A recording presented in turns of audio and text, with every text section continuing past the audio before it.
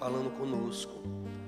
Queridos irmãos, eu quero refletir um pouco sobre esse gigante do Antigo Testamento, o profeta Joel. O profeta Joel é o profeta do avivamento, e a gente vai entender por quê. O nome de Joel significa o Senhor é Deus, é o nome dele, o seu significado.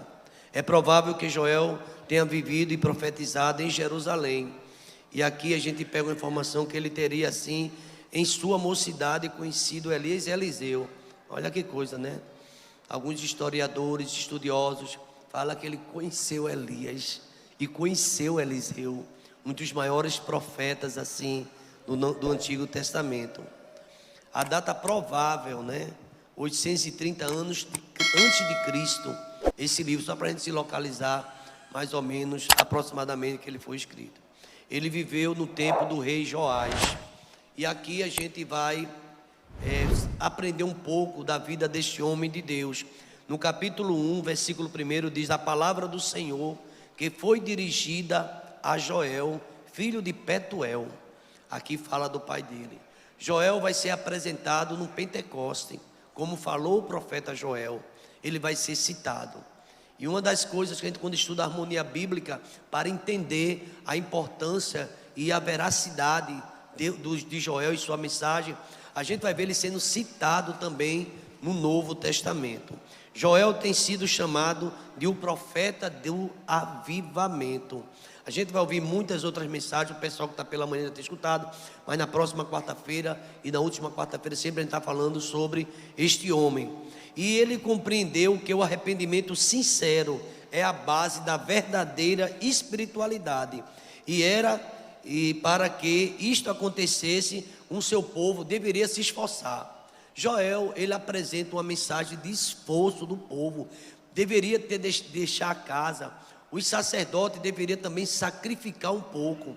Ele disse que os sacerdotes, começando por eles, deveriam tirar todo o seu aparato, e estar lá com o povo também com pano de saco, de cinza, compreendendo que a tribulação veio para todos. E Joel foi direto falar com o clero, com os altares, aqueles ministros do Senhor, para se dedicar, para orar mais, para clamar. E ele não poupou, porque o profeta Joel, ele surgiu no momento de uma grande calamidade, de uma grande crise que estava acontecendo em Israel.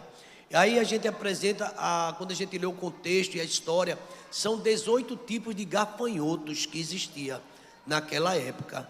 E tinha 4 devastadores. Malaquias também apresenta ele: o gafanhoto cortador, o migrador, devorador e o destruidor. E Deus mandou uma grande quantidade, um exército de gafanhotos, e ele destruiu tudo, porque Deus queria chamar a atenção. Houve desespero na vida dos agricultores, porque não tinha mais nada para negociar, e o pior, não tinha mais nada para comer. As ofertas também começaram a diminuir no templo, e houve um choro dos sacerdotes, um lamento profundo. E a gente vai ver tudo isso no capítulo de número 1, cortada da casa do Senhor, versículo 9, foi cortado da casa do Senhor a oferta de manjares e as libações, e os sacerdotes e ministros do Senhor estão enlutados, estavam de lutos por conta da grande desgraça. Numa economia que vivia à base da agricultura, tudo foi acabado com gafanhoto. E pior, depois dessa destruição total, diz a Bíblia que veio uma seca, não chovia nada, e as sementes apodreceram, ficaram podres, e não teve mais como plantar. E nesse desespero, Joel buscando ao Senhor, o Senhor disse a Joel: chama todos para o templo, tocai a buzina. Aqui eles usam essa expressão no capítulo 2, o versículo 1, tocai a trombeta em Sião, dai voz de rebate no meu santo monte, e perturbe-se todos os moradores da terra, porque o dia do Senhor está próximo. E a gente vai vendo na literatura escrita por Joel, sempre ele falando sobre o dia do Senhor. Parece até que está fora do contexto, mas ele disse essa calamidade, ele também colocava lá na frente que o dia do Senhor vai ser um dia de muitas trevas, um dia de muita dor, e o povo precisa se preparar.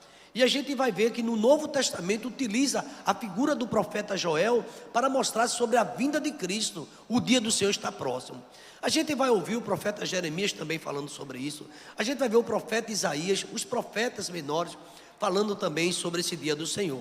Mas, irmãos, o que me chama a atenção é que o conteúdo básico desse livro de Joel, com apenas 3 capítulos, vou repetir, 73 versículos, é pequeno.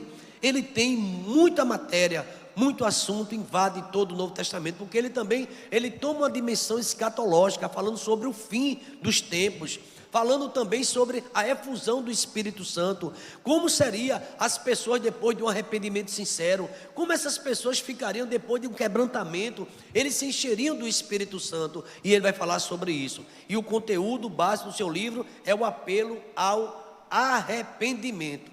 O tema central da mensagem de Joel é arrependimento. Se não houver arrependimento, ele diz que não haverá perdão de Deus. Se a gente notar o livro de Marcos, no livro de Mateus, a mensagem de João Batista: arrependei-vos e crede no Evangelho, para que seja cancelado os vossos pecados e venha o tempo de quê? De refrigério. Se não houver arrependimento, se não houver confissão, não vai haver perdão.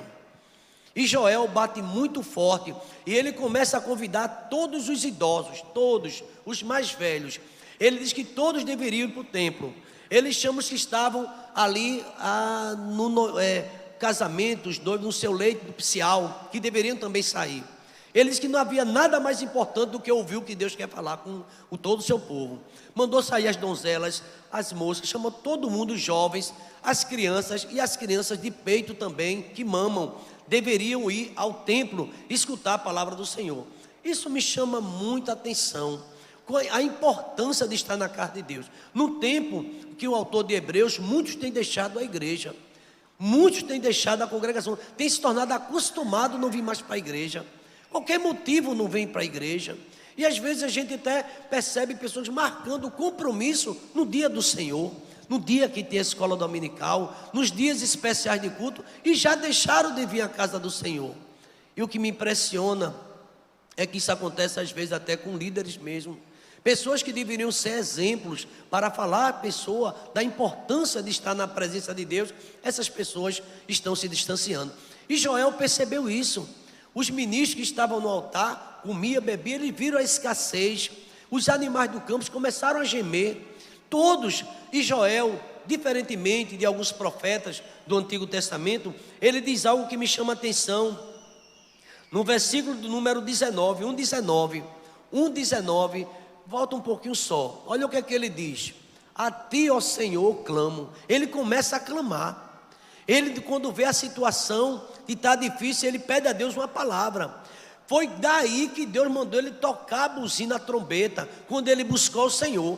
O profeta não pode chegar aqui para dizer o que quer. Assim diz o Senhor. A palavra é do Senhor, e o Senhor vai falar, e está falando conosco nesses dias, que é preciso uma humilhação sincera.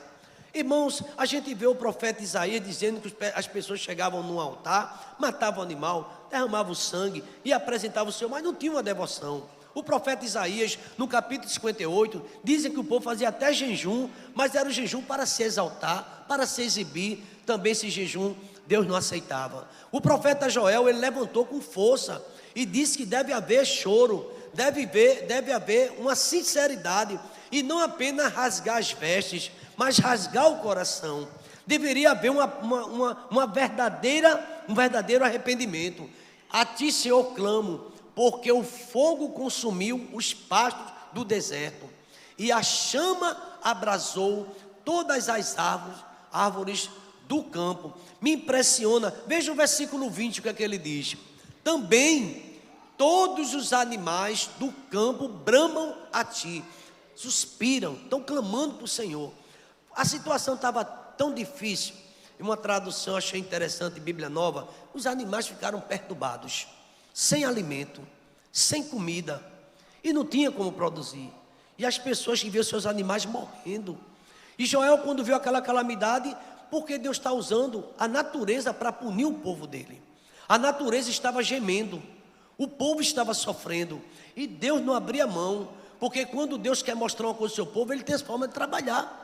Deus às vezes, Ele fecha. A gente tem tudo e não agradece ao Senhor. Deus dá tudo e a gente esquece de adorar o Senhor. Aí Deus vai ver quando fecha, para ver se a gente consegue lembrar dele. Há muitos que esqueceram do Senhor. E ele diz assim: os animais do campo bramam a ti, porque os rios se secaram. Percebe que ele está falando de seca agora? Além de não ter alimento, acabou a água. Os rios secaram e o fogo consumiu os pastos do deserto. O que tinha pouco, que o gafanhoto deixou, o fogo acabou, a água acabou, o desespero é total. E diante do desespero, o que é que acontece, irmão? Clamou, o povo começa a gritar. Aí sim, começa o capítulo 2, quando ele dá o grito dele, 2:1, é justamente: tocai a buzina em Sião e clamai em alta voz no monte da minha santidade. Perturbem-se todos os moradores da terra, porque o dia do Senhor vem e está perto. Haverá o dia do julgamento, Deus está dizendo, porque o povo pecou, e está chegando, e está perto. Amados irmãos, Deus, Ele analisa, Ele vê a minha vida e a sua, e vê muitas vezes o crente já não tem mais aquela alegria de orar. A igreja, ele até vem alguns, mas não tem mais aquele desejo de buscar o Senhor. A igreja já não é um lugar de choro. A gente está resgatando algo que impressiona no matinal, havendo lágrimas. Hoje várias orações se derramaram, as pessoas chorando, clamando a Deus e pedindo misericórdia ao Senhor. A gente está vivendo tempos difíceis. E aqui, ele começa a dizer que ia perturbar-se os moradores da terra, porque, irmãos, as pessoas se perturbam quando ouvem a verdade. A gente está vivendo numa geração muito superficial quanto ao zelo ao Senhor. As coisas de Deus parece sempre deixar para depois, sempre pode esperar. Não tem, às vezes fica em casa. Tem pessoas que estão lamentando porque não podem vir, tem outras que podem vir e não vêm. Eu estava ministrando ceia essa semana e fui com o diácono Paulo. A gente ouviu muitas lágrimas. Como eu tenho saudade. Eu nunca mais vi o diácono Paulo, e chorava quando via Paulo. Eu estava vendo aquilo ali. Eu já estava todo mês eu vou, mas Paulo não tinha ido. Que bom, diácono aqui. Vem cá, diácono, leve esse oferta à casa do Senhor. E falava com Paulo, teve um momento com ele. As pessoas com saudade do templo. E há pessoas que têm oportunidade, mas dá as costas para Deus. E aqui a gente vai ver a época que Joel pregou. O conteúdo do livro é altamente bíblico. A teologia dele fala de arrependimento urgente e que não dá mais para esperar. Vou dizer uma coisa aos irmãos: a fome dá para esperar? A fome? Você pode ter um móvel quebrado, um guarda-roupa ruim, a geladeira, mas se não tiver comida, fica desesperado. Faltou comida, o negócio é desespero. Essa semana a gente aqui na igreja o dia todo, eu esqueci de dar comida a uma galinha, 2 galos que eu tenho. Quando eu cheguei em casa, eles pularam em cima de mim. Marisa, não era alegre, não, era de cadê a comida? Você está querendo me matar? Eu percebi logo a conversa, não tinha comida, eu retornei, fui no local e comprei. E foi aquela festa. O bichinho faz tempo que não tinha cantado, mas cantou tanto. E era de tarde. As pessoas precisam se alimentar. Mas aqui o que eu percebi, o conteúdo básico do livro é um apelo ao arrependimento. E a gente vê, meus irmãos, grandes lições. A gente precisa se arrepender. Em primeiro lugar, a época em que Joel pregou, só para os irmãos se fazer uma localização histórica desse livro. Quando o profeta Joel pregou suas mensagens, a situação econômica, falência, desesperadora, em razão de um ataque de gafanhotos sem igual. Nunca tinha acontecido isso. Sabe o que foi que Joel disse aos mais velhos que estavam lá no templo? Conte isso aos filhos de vocês. Conte. Está no versículo 3. Veja se vocês percebem isso. Versículo 3. 1:3. Parece que é 1:3. Fazei sobre isto uma narração. Narrai aos vossos filhos. E os vossos filhos aos seus filhos. A tradição oral. E os filhos deste a outra geração. Conte o que é desobediência. Conte o que é transgressão. Conte o que é uma pessoa estar afastada de Deus. Conte o que aconteceu. A fome bateu na nossa porta. Ele pediu para contar. E o conteúdo dele fala sobre isso. A época que ele falou, grande, um ataque de gafanhoto. Quem mandou foi Deus. Eu estava falando hoje à tarde que quando foi aquele vento forte que o navio ia se partindo de Jonas, não foi nada do diabo. A gente está colocando culpa no diabo, porque ele não tem esse poder. Foi Deus que fez isso. E esse gafanhoto que mandou não foi o inimigo, foi Deus. Às vezes tem situação na vida da gente que Deus está fazendo, vai fazer, para a crente deixar de ser acomodado e buscar mais a Ele. O navio foi sacudido, Jonas ficou dormindo no porão. O capitão ficou muito chateado com ele. Ainda tu dormes dormente? Vai orar a teu Deus, talvez Ele tenha misericórdia. Ele não orou. Os marinheiros, depois ele disse: se você me jogar no mar, tudo se acalma, porque é por minha causa que está vindo esse castigo. Ainda ele confessou, mas não orou.